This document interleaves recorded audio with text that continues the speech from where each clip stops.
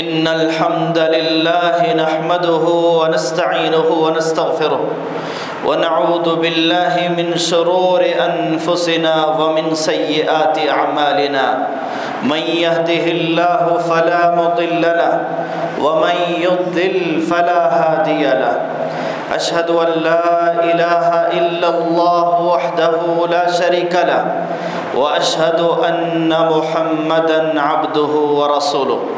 اللهم صل على محمد وعلى آل محمد كما صليت على إبراهيم وعلى آل إبراهيم إنك حميد مجيد اللهم بارك على محمد وعلى آل محمد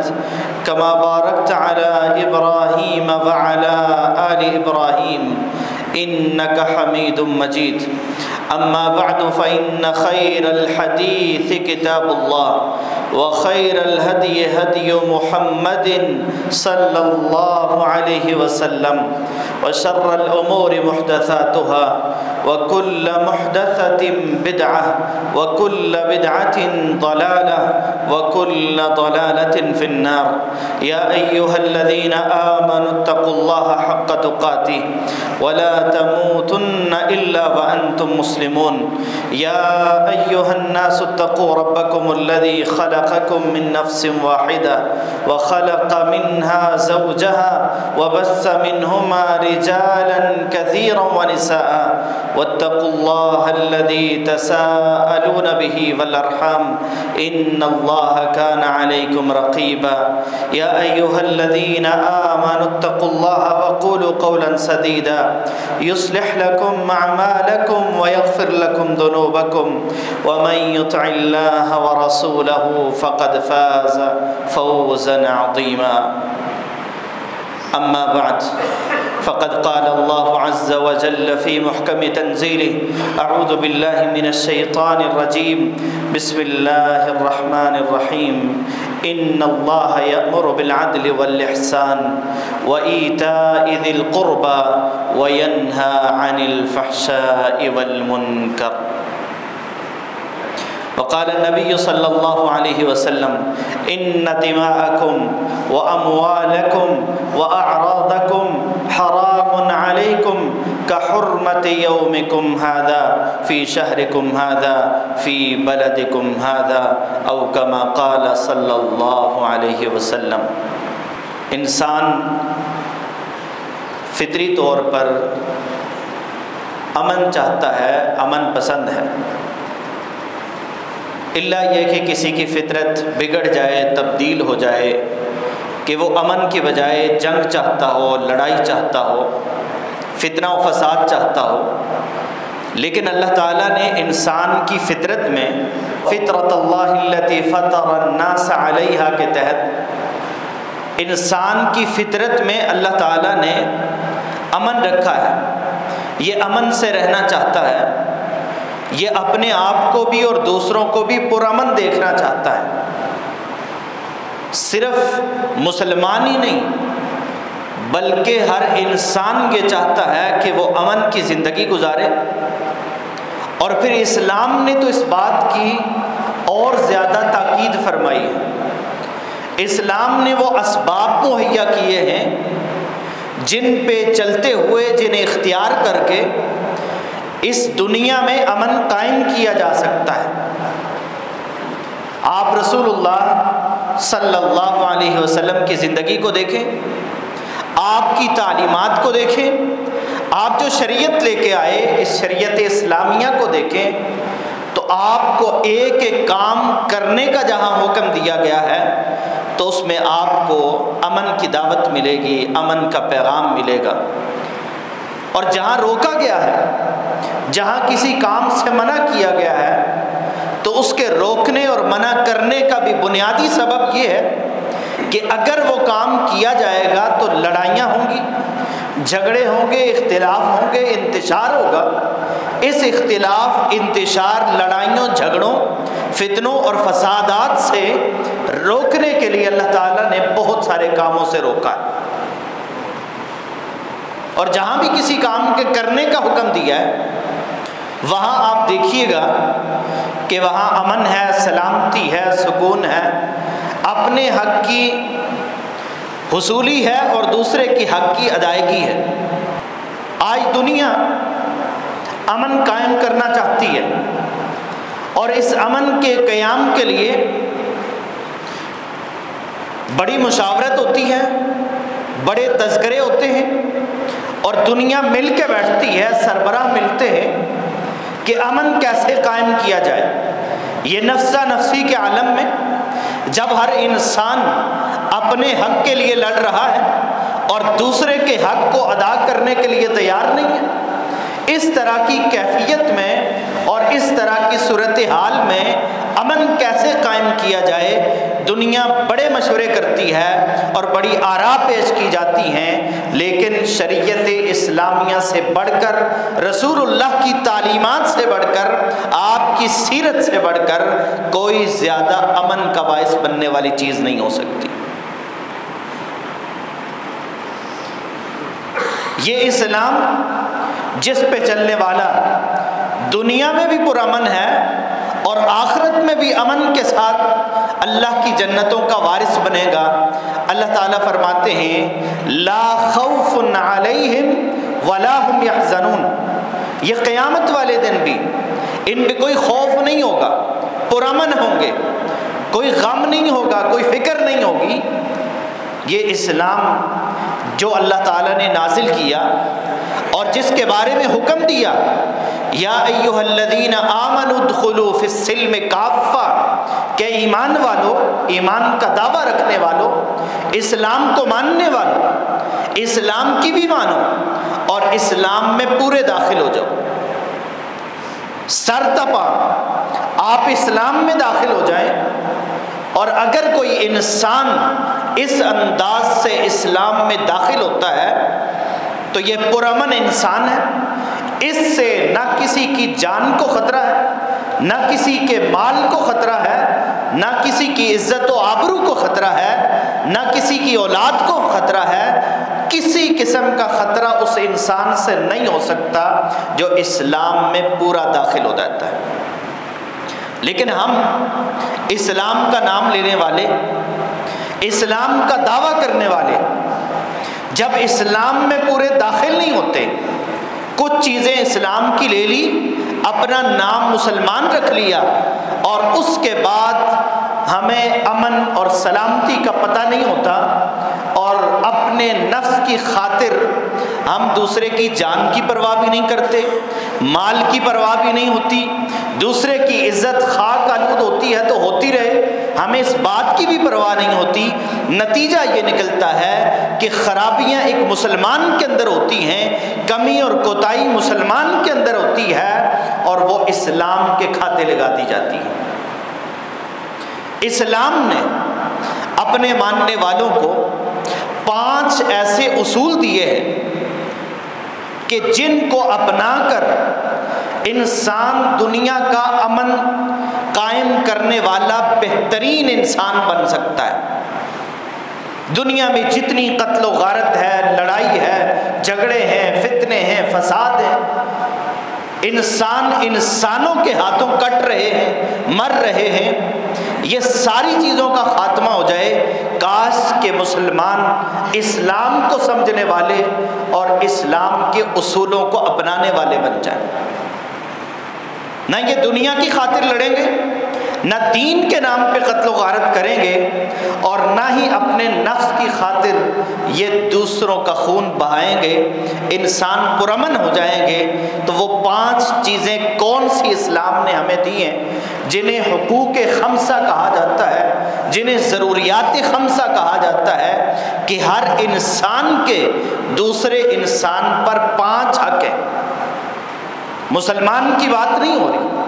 ہم یہ نہیں کہہ رہے کہ ایک مسلمان کے دوسرے مسلمان پہ یہ حق ہیں، بلکہ ایک انسان کے دوسرے انسان پر یہ 5 حقوق ہیں۔ جو انسان ہونے کے ناطے دوسرے کے یہ 5 حق ادا کرتا ہے تو یہ سب سے پرامن انسان ہے۔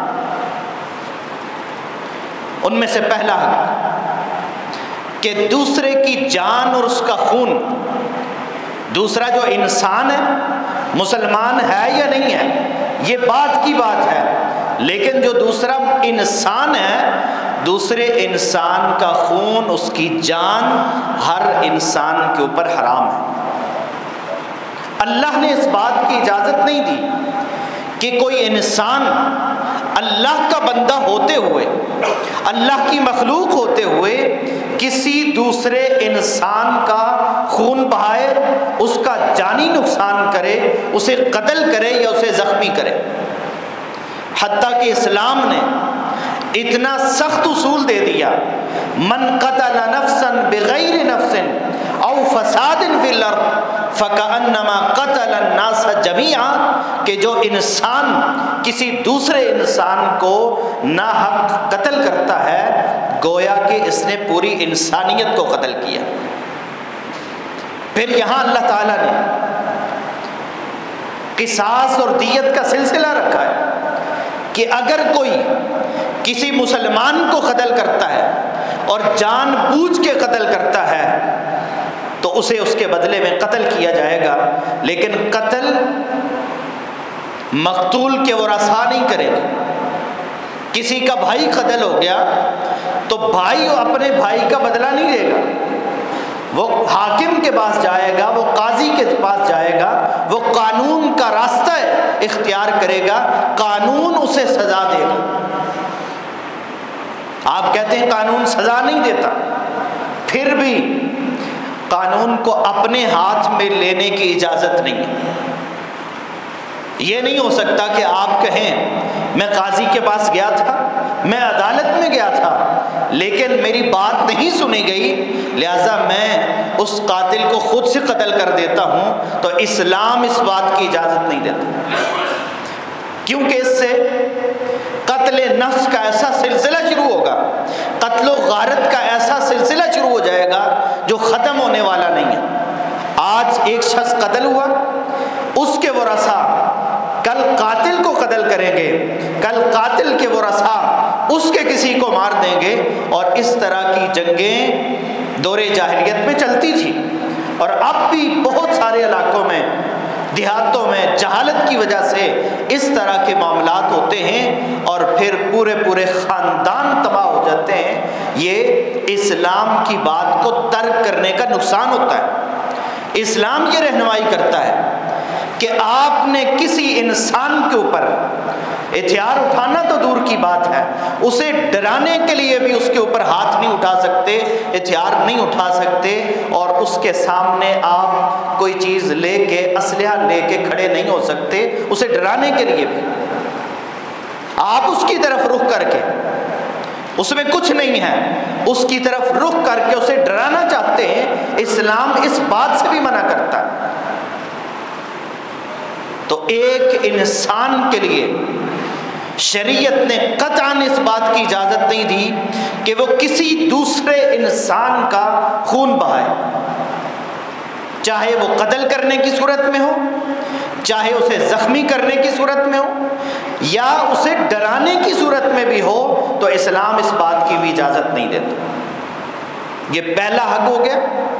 کہ آپ کسی انسان کی طرف، بھلے آپ کو بہت غصہ آیا، اس نے آپ کو گالی دی ہے،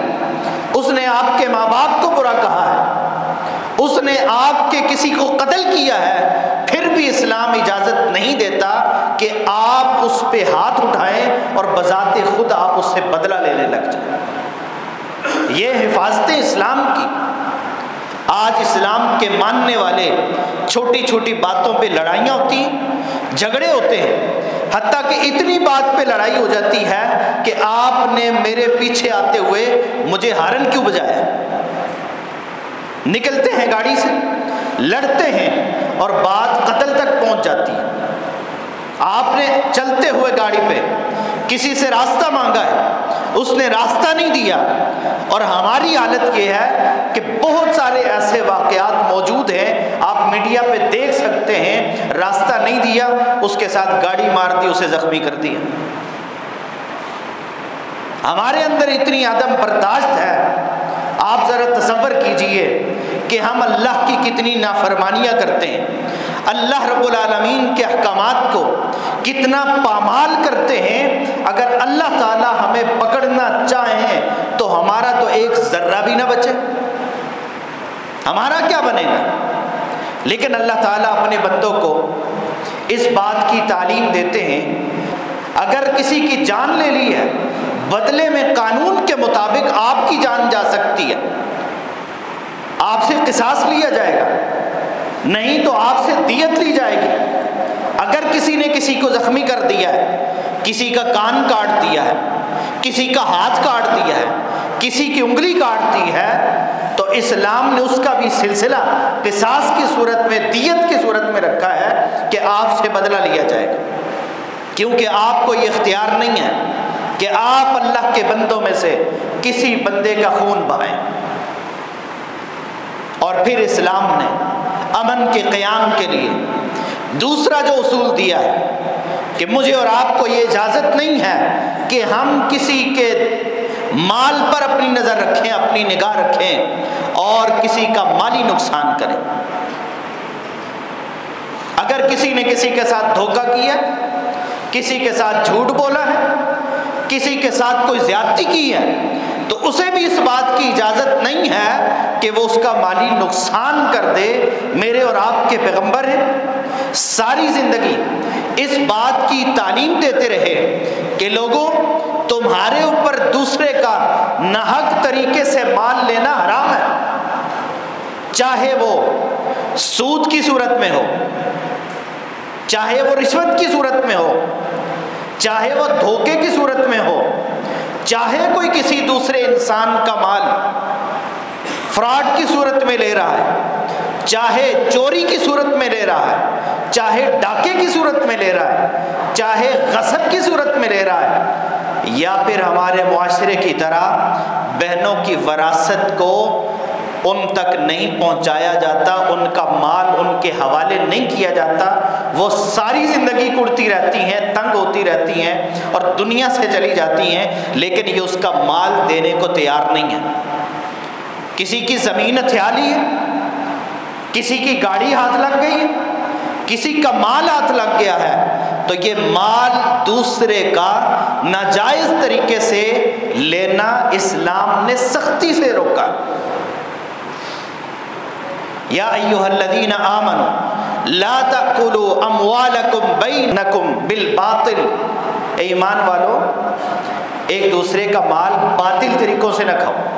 وہ باطل طریقے سینکڑوں ہو سکتے ہیں۔ آپ نے جھوٹ بول کر کسی کے اوپر چیز بیچی ہے، یہ بھی باطل ہے۔ آپ نے کسی کا کام کرنے سے پہلے جو آپ کی ذمہ داری تھی اس سے رشوت لی ہے، چائے پانی کے نام پہ اس سے خدمت کروائی ہے، یہ بھی باطل ہے۔ آپ سے کسی نے قرض لیا ہے اور آپ اس سے خدمتیں کروا رہے ہیں، آپ اس سے سود لے رہے ہیں، تو یہ بھی باطل ہے۔ اور آپ نے کسی کو دھوکہ دیا ہے، یہ بھی باطل ہے۔ آپ نے کہیں یتیم آپ کے ہاتھ لگا اور اس کے مال کو اپنے نام کروا لیا، یہ بھی باطل ہے۔ حتیٰ کہ رسول اللہ صلی اللہ علیہ وسلم نے فرمایا کہ جو انسان دنیا میں ایک بالشت میں وہ کتنے مکان بنا لے گا، کتنی دکانیں بنا لے گا، کتنی مارکیٹیں اور پلازے بنا لے گا، ایک بالشت کسی کی زمین اگر کسی نے ناجائز طریقے سے لی ہے، میرے اور آپ کے پیغمبر کہتے ہیں قیامت والے دن اسے 7 زمینوں کا توق بنا کر اس کے گلے میں ڈال دیا جائے۔ ایک بالشت کی مٹی اگر اٹھا کے میرے اور آپ کے گلے میں ڈال دی جائے، کیا خیال ہے چل پھر لیں گے؟ چلنے پھرنے سے قاصر ہو جائیں ہم۔ ایک زمین نہیں، ایک بالشت لی ہے تو 7 زمینوں سے اس کے گلے میں توق ڈالا جائے گا۔ اور جس نے کسی کا ایک مرلہ لے لیا ہے اور ایک مرلہ زمین اس کے گلے میں ڈال دی جائے تو کیا خیال ہے چل پھر سکتا ہے؟ ایک مرلہ لیا ہے، قیامت والے دن ایک مرلہ نہیں، 7 زمینوں سے ایک مرلہ اس کے گلے میں ڈال دیا جائے گا۔ دنیا میں 1 روپیہ کسی کا نقصان کیا ہے قیامت والے دن اس کا بھی حساب ہوگا۔ حتیٰ کہ رسول اللہ صلی اللہ علیہ وسلم نے یہاں تک فرمایا کہ اگر کسی سینگ والی بکری نے بغیر سینگ والی بکری کو مارا ہوگا نا، یہ مثال دی ہے سمجھانے کے لیے کہ کس قدر انسانوں کے معاملات میں عدل سے کام لیا جائے گا، انصاف سے کام لیا جائے گا۔ اگر کسی سینگ والی بکری نے بغیر سینگ والی بکری کو مارا ہوگا تو اس کا بھی بدلہ لیا جائے گا۔ کیا خیال ہے ہم لوگوں کے اگر مال دینے، وہاں تو مال ہوگا نہیں، مال نہیں ہوگا کسی انسان کے پاس، کوئی دنیا میں کھا لیتا ہے، کسی کا مال ہتھیا لیتا ہے اور یہ سمجھتا ہے کہ چلے قیامت والے دن جب قیامت آئے گی دیکھی جائے گی، تو قیامت والے دن تو کچھ نہیں ہوگا۔ پھر اس کے پاس سے اس کی نیکیاں اس مظلوم کو، جس کا مال کھاتا رہا، جس پہ ظلم کرتا رہا، جس پہ زیادتیاں کرتا رہا، اس کے کھاتے میں اس کی نیکیاں ڈال دی جائیں گی اور یہ کنگال ہو کے رہ جائے گا۔ تو اپنی آخرت کو انسان دنیا کی حقیر سی چیزوں کے پیچھے خراب کر بیٹھتا ہے، دنیا کا امن تباہ ہوتا ہے اور آخرت میں بڑا نقصان انسان کو اٹھانا پڑتا ہے کہ انسان کل قیامت والے دن اپنی نیکیوں کی صورت میں اسے بدلہ دے رہا ہوگا۔ یہ دنیا، یہ مال جس کو اللہ رب العالمین نے حرام قرار دیا ہے، رسول اللہ صلی اللہ علیہ وسلم حجۃ الوداع کے موقع پر خطبہ دے رہے ہیں اور آپ نے اس عظیم خطبے میں جو آپ کا الوداعی خطبہ تھا،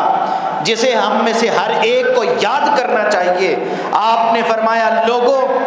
ان دماءکم واموالکم واعراضکم، لوگو تمہارا خون، تمہارا مال، تمہاری عزتیں حرام علیکم، دوسروں پر اس طرح حرام ہیں کہ حرمت یومکم ھذا، جس طرح عرفہ کا دن حرمت والا ہے، فی شہرکم ھذا، ذو الحجہ کا مہینہ حرمت والا ہے، فی بلدکم ھذا، جس طرح مکہ کا شہر حرمت والا ہے، جس طرح یہ حرمتیں جمع ہوئی ہیں، اس طرح تمہارا خون، تمہارا مال اور تمہاری عزتیں دوسروں کے لیے حرام ہیں۔ دوسروں کی عزتوں کو پامال کرنا، دوسروں کے مال کو ضائع کرنا، ناجائز طریقے سے لینا، ہم تو اسے معمولی سی بات سمجھتے ہیں۔ ہم سمجھتے ہیں کہ کسی طریقے سے کسی سے کچھ نہ کچھ نکل جائے، اس کی جیب سے میری جیب میں آ جائے، کوئی ایسی ٹریک مل جائے، کوئی ایسا طریقہ مل جائے کہ بس اس کے پاس جو کچھ ہے میرے پاس آ جائے۔ لیکن یہ معمولی بات نہیں ہے۔ اس دنیا میں اگر کسی کا 1 روپے کے معاملے میں بھی کسی پہ ظلم کیا ہے، کل قیامت والے دن اس کا بدلہ دینا پڑے گا۔ اور اسلام یہ سکھاتا ہے کہ کوئی کسی کے مال کو لینا تو دور کی بات ہے، اس کی طرف میلی آنکھ سے دیکھ بھی نہیں سکتا۔ یہ ارادہ کر لے کہ میں نے فلاں سے مال لینا ہے، حرام طریقے سے لینا ہے، تو یہ بھی اس کے لیے جائز نہیں ہے۔ اس کا مال لے لینا، اس پہ قبضہ کر لینا اور کسی سے قرض لے کے اسے واپس نہ کرنا، اور کسی سے کسی انداز سے بھی جو مال لیا ہے اسے اگر انسان، حتیٰ کہ آپ چھوٹا سا بچہ ہے آپ کے سامنے، آپ استاد ہیں، آپ بڑے ہیں، آپ نے بچے سے مال لے لیا ہے، اس کے پاس 10 روپے ہیں، 20 روپے ہیں، 50 100 روپیہ ہے، آپ کہتے ہیں بیٹا مجھے دے دو، وہ دینا نہیں چاہتا لیکن چھوٹا ہے، مجبور ہے، آپ افسر ہیں، وہ آپ کے ماتحت ہے، آپ کو اس کے پاس کچھ نظر آیا، آپ نے اس سے لے لیا، حالانکہ اس کے دل کی خوشی نہیں ہے، وہ دل سے دینا نہیں چاہتا لیکن مجبور ہو کے آپ کے سامنے خاموش ہو گیا ہے، تو یہ بھی مال انسان کے لیے حلال اور جائز نہیں۔ یہاں ذرا آئیے وراثت کے معاملے میں، ہمارے ہاں کتنا بڑا ظلم ہوتا ہے۔ یہ کہہ دیا جاتا ہے جی وہ بہن نے اپنا حصہ معاف کر دیا تھا، بہن نے اپنا حصہ چھوڑ دیا تھا۔ کیسے چھوڑا تھا؟ اسے پتا تھا اگر میں نے بھائی سے وراثت کا مطالبہ کر لیا، بھائی سے میں نے وراثت لے لی، یہ چند ٹکے تو مل جائیں گے لیکن میرا بھائی مجھ سے چھن جائے گا، اس لیے وہ لکھ کے دے دیتی ہے کہ ٹھیک ہے یہ وراثت مجھے نہیں چاہیے، یہ آپ ہی رکھ لیں، تو یہ انسان کے لیے جائز نہیں ہو جاتا۔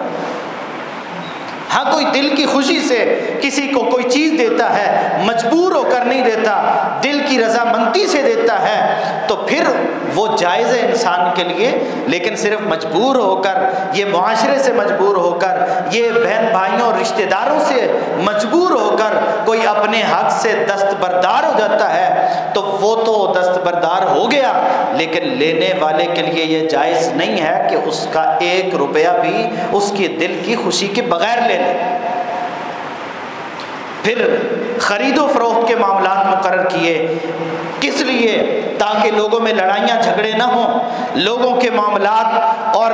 مالوں کے معاملے میں ان پہ ظلم اور زیادتیاں نہ ہوں، بلکہ وہ ایک دوسرے کے حقوق کو ادا کرنے والے ہوں۔ اور پھر خرید و فروخت کے معاملے میں بہت ساری ایسی قسمیں جن سے روک دیا گیا کہ آپ نے اس طریقے سے کاروبار نہیں کرنا، اس انداز سے آپ نے خرید و فروخت نہیں کرنی۔ یہ ساری چیزیں کس لیے اسلام نے سکھائی ہیں؟ اس لیے تاکہ دوسروں کے مالوں کی حفاظت ہو، کیونکہ جب مال کی حفاظت ہوگی تو امن قائم ہوگا۔ امن کو داغدار کرنے والا پہلا سبب یہ ہوتا ہے کہ انسان اپنی جان کی خاطر، اپنی جان بچانے کے لیے اپنے پرامن ہونے کے باوجود بھی وہ نکلتا ہے، اور پھر اس کا ہاتھ بھی اٹھتا ہے، اس کی زبان بھی چلتی ہے، اور پھر اسی طرح مال کی حفاظت اسلام نے اصول دے دیا، شریعت نے بتا دیا کہ دوسرے کے مال کو کیسے کیسے محفوظ کرنا ہے، کیسے تم نے اس کی حفاظت کرنی ہے۔ تمہارا اپنا مال ہے تو اس کی حفاظت کیسے ہوگی، دوسرے کا مال ہے تو اس کی حفاظت کیسے ہوگی، یہ اسلام نے سکھایا تاکہ لوگ پرامن رہیں، فطرت کے مطابق زندگی گزاریں۔ کیونکہ جب کسی کو خطرہ نہیں ہوگا، اپنی جان کا خطرہ نہیں ہے، تو اسے اسلحہ لے کے نکلنے کی کیا ضرورت ہے؟ جب کسی کو مال کا خطرہ نہیں ہے، جب ہر انسان کو پتہ ہے کہ میرے ساتھ زیادتی نہیں ہوگی، میرے ساتھ ظلم نہیں ہوگا، میرا مال اگر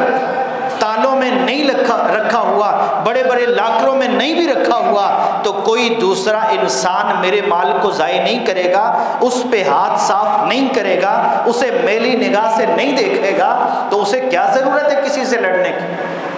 لڑائیاں تو اسی وجہ سے ہوتی ہیں کہ وہ میرا مال نہیں دے رہا، وہ میرے پیسے نہیں دے رہا، وہ میری جائیداد نہیں دے رہا، وہ میرے فلاں چیز لے کے بیٹھا ہے، میں نے فلاں چیز اس سے خریدی تھی، اس میں یہ مسئلہ نکلا ہے، اب وہ واپس نہیں کر رہا۔ ان چیزوں کی وجہ سے لڑائیاں ہوتی ہیں، امن تباہ ہوتا ہے، فتنے اور فساد پیدا ہوتے ہیں، اور اسلام نے پہلے رہنمائی کر دی کہ نہیں، تم نے جس طرح انسان اپنے مال کی حفاظت کرتا ہے نا، اسے ضائع ہونے سے بچانا چاہتا ہے، اسی طرح دوسرے کے مال کو بھی تم نے محفوظ بنانا ہے، تمہارے ہاتھ سے وہ مال محفوظ ہونا چاہیے، کیونکہ تمہارے لیے جائز نہیں ہے کہ تم کسی بھی ناحق طریقے سے کسی کا مال حاصل کرو، وہ مال چاہے 1 روپے کا کیوں نہ ہو۔ تو یہ 2 اصول ہو گئے۔ پہلا اصول کہ دوسرے کی جان، ہر انسان کی جان محفوظ ہے، کسی بھی طریقے سے اس کی جان کو نقصان نہیں پہنچایا جا سکتا، اس کا خون نہیں بہایا جا سکتا۔ اور دوسرا اصول یہ ہے کہ آپ امن قائم رکھنا چاہتے ہیں تو دوسروں کے مال کو اپنے ہاتھوں سے، اپنی نگاہوں سے محفوظ رکھیے۔ جب دوسرے کا مال محفوظ ہوگا تو اس نے آپ کے ساتھ کس لیے لڑنا ہے؟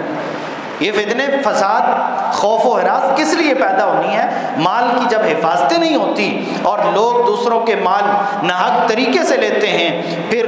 فتنے پیدا ہوتے ہیں، لڑائیاں پیدا ہوتی ہیں۔ اسلام نے ایک مکمل ضابطہ دے دیا، اصول بتا دیا کہ کن کن صورتوں میں آپ دوسرے کا مال حاصل کر سکتے ہیں۔ ان میں سے کے پاس کام کیا ہے، محنت مزدوری کی ہے، اس نے آپ کو اجرت دی ہے، اور جتنی طے ہوئی وہ ساری کی ساری دے دی ہے۔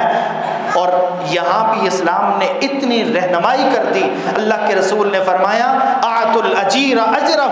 قبل ان یجف عرقہ، کہ جب آپ کے پاس کوئی کام کرنے والا کوئی کام کرتا ہے، دیہڑی لگاتا ہے، مزدوری کرتا ہے، آپ نے کام کروایا ہے، جو اس کے ساتھ طے ہوا ہے اس کا پسینہ خشک ہونے سے پہلے اسے دے دو۔ مطلب یہ ہے کہ یہ نہیں ہے اس نے کام کیا ہے، اب کام سے زیادہ دن وہ آپ کے پیچھے پھرتے پھرتے گزار رہا ہے، آپ کو کال کرتا ہے، آپ کہتے ہیں اچھا فلاں وقت آ جانا، فلاں وقت رابطہ کر لینا، پھر آپ نمبر بند کر لیتے ہیں۔ اس طرح کا المیہ ہمارے معاشرے میں پایا جا رہا ہے۔ آپ دیکھتے ہیں کام کرنے والا، محنت مزدوری کرنے والا، اس نے اپنے خون پسینے سے جو کچھ کمایا ہے وہ حاصل بھی نہیں کر پاتا، اور اسلام نے رہنمائی کر دی کہ تم نے کام کروایا ہے تو اب جو طے ہوا ہے اسے دو۔ دوسرے کے مال کو حاصل کرنے کا ایک طریقہ کہ آپ نے کسی کا کام کیا ہے اور وہ اس کی اجرت آپ کو دے رہا ہے۔ دوسرا جو جائز طریقہ ہے کہ آپ نے کوئی چیز خریدی ہے، آپ نے اس کا معاوضہ دیا ہے، عوض دیا ہے، اب آپ اس سے جس چیز کے اوپر سودا ہوا ہے، طے ہوا ہے، معاملہ طے ہو گیا ہے، اس سے وہ چیز لے سکتے ہیں، آپ اس کے مالک بن سکتے ہیں۔ آپ نے کسی سے کوئی چیز خریدی، آپ نے اس کی قیمت مقرر کی، اس کو دی، اب اس سے وہ چیز جس کے بارے میں فیصلہ ہوا ہے، جو وہ بیچنا چاہ رہا تھا، آپ نے خرید لی ہے، تو یہ خرید کر آپ اس کے مالک بن سکتے ہیں۔ خرید کے علاوہ اگر کوئی اور طریقہ آپ درمیان سے نکالنا چاہتے ہیں کہ یہ جاتا ہے اکیلا ہوتا ہے، پکڑ لو، گاڑی لے لو، اس سے بائک لے لو، موبائل لے لو۔ آج چھوٹی چھوٹی چیزوں کی خاطر کس طرح لڑائیاں ہوتی ہیں اور خون بہتے ہیں۔ ایسے ایسے ظالم انسان اس دنیا میں بستے ہیں کہ 50,000 30,000 20,000 کا موبائل چھیننے کے لیے اگلے کو گولی مار کے اس کی جان،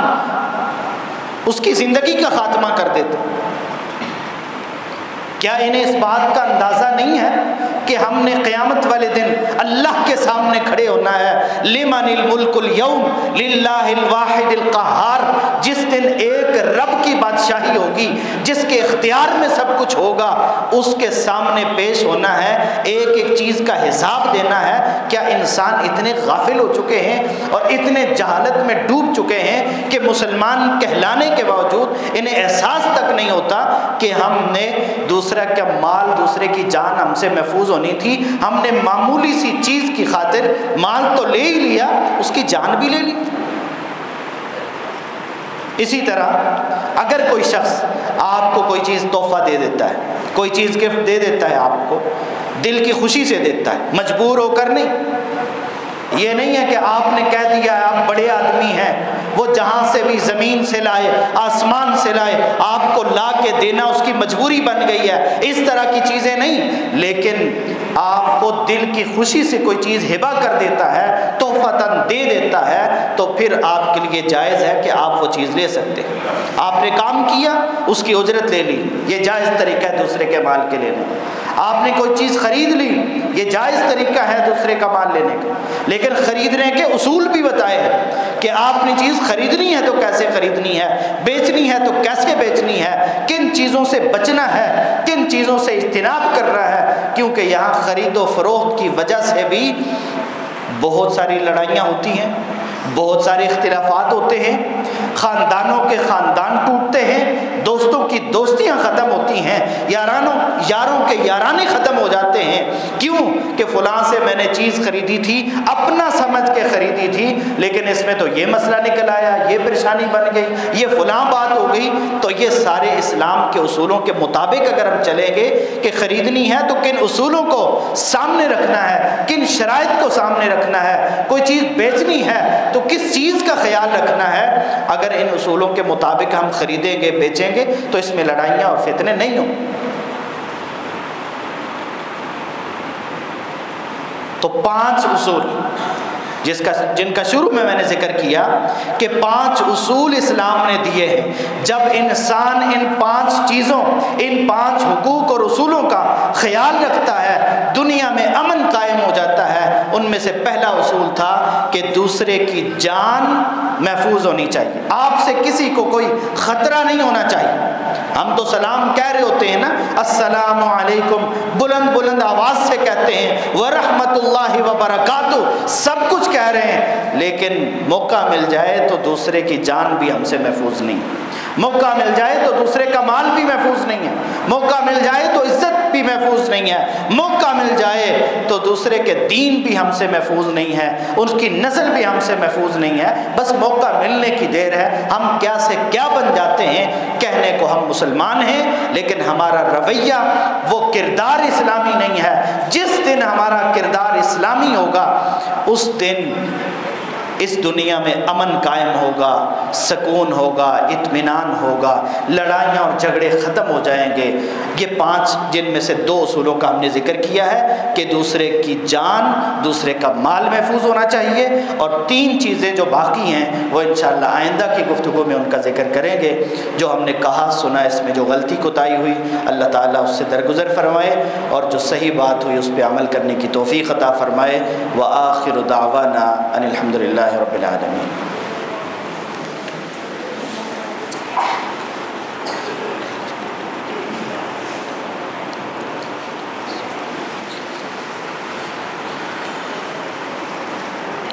إن الحمد لله نحمده ونستعينه ونستغفره ونعوذ بالله من شرور أنفسنا ومن سيئات أعمالنا من يهده الله فلا مضل له ومن يضلل فلا هادي له أشهد أن لا إله إلا الله وحده لا شريك له وأشهد أن محمدا عبده ورسوله اللهم صل على محمد وعلى آل محمد كما صليت على إبراهيم وعلى آل إبراهيم إنك حميد مجيد اللهم بارك على محمد وعلى آل محمد كما باركت على إبراهيم وعلى آل إبراهيم إنك حميد مجيد اللهم إنا نسألك الهدى والتقى والعفاف والغنى اللهم اشف مرضانا وارحم موتانا اللهم اشف أنت الشافي